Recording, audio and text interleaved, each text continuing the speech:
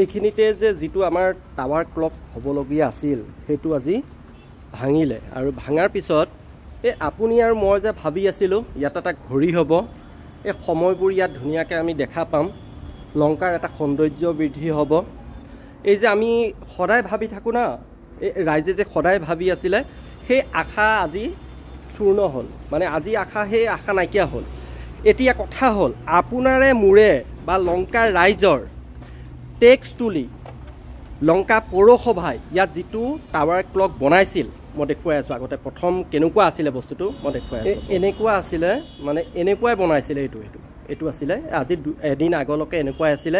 আৰু এইটো ভাঙি আজি এইটো ভাঙি ইয়াৰ পৰা চূৰ্ণ বিচূৰ্ণ কৰা হ'ল।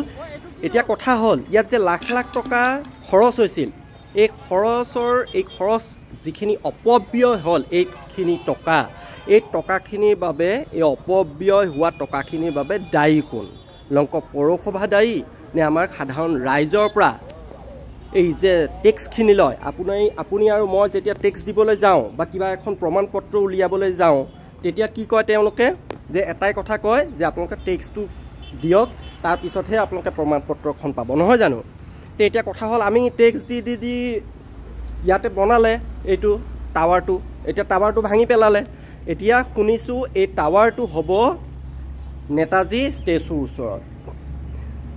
ৰাইজে কি ক'ম আৰু, ৰাইজে চাওক লংকা পৌৰসভাই কেনেকুৱা ধৰণৰ কাম কাজ কৰি আছে। আজি লংকাৰ উন্নয়ন কোন দিশে? আজি লংকাৰ উন্নয়ন দেখা পাইছেনে বাৰু? কেনেকুৱা ধৰণৰ উন্নয়ন হৈছে?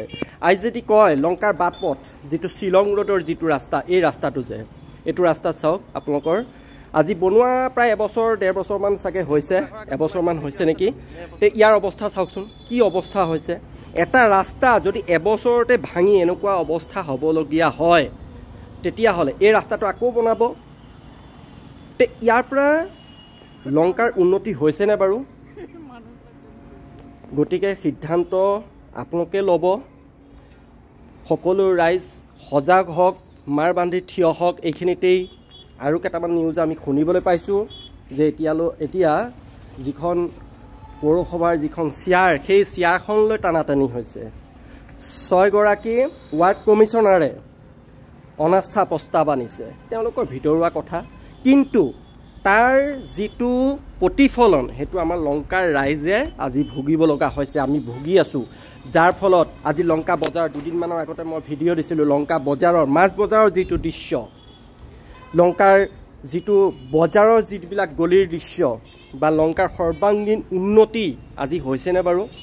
আপোনালোকে চাওক, লংকাৰ ৰাইজে সচেতন হওক, লংকাৰ ৰাইজ আগবাঢ়ি আহক, প্ৰতিবাদ হ'ব লাগে এই বিষয়ে।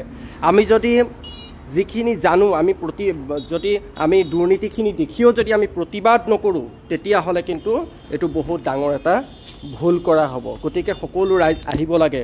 আজি মই বেছি নকওঁ, ক'লে ক'ব, বহুত কথা কয় ল'ৰাটোৱে, প্ৰতিটো ভিডিঅ'ত মোক কয় যে মই অলপ বেছিকৈ কওঁ বুলি কয়, কিন্তু যিখিনি কওঁ সঁচা কওঁ, যিখিনি কওঁ ৰাইজৰ হকে কওঁ। মই কাকো ভয় নকৰোঁ ইয়াত, মই এটা কথা ক'বলৈ। সেইটো কাৰণে কোনোবাই যদি মোক বেয়া পায়, বেয়া পাওক, ক'বলগীয়া একো নাই। ধন্যবাদ।